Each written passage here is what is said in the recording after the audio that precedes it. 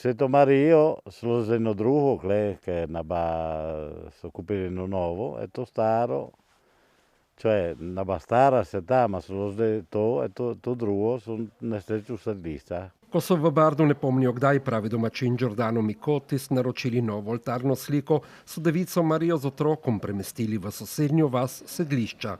Stala je v kapelici ob vodnjaku in vaškem izviru vode, na kraju, ki ga ravno zato poznajo pod imenom Podikona. S časom je slika povsem zbledela, potreben je bil restavratorski poseg. Pred 4 leti so tako župnija Bardo in Center za kulturne raziskave s pomočjo prispevka Fundacije Furlanija sprožili pobudo za obnovitev priljubljene oltarne slike. Restaurirano devico Marijo z otrokom, poseg je izvedlo podjetje iz Vidma iz Edra, so v cerkvi svetega Jurija ob nedeljski maši in tradicionalnem praznovanju svetega Antona, zavetnika Sedlišč, svečano blagoslovili. Ta bo tu v cerkvi v Bardu tudi ostala, medtem ko v kapelici v Sedliščih že stoji njena kopija. Med pobudniki za obnovo je bil Igor Černo, povedal je, da je oltarska slika po vsej verjetnosti nastala v sredini 18. stoletja.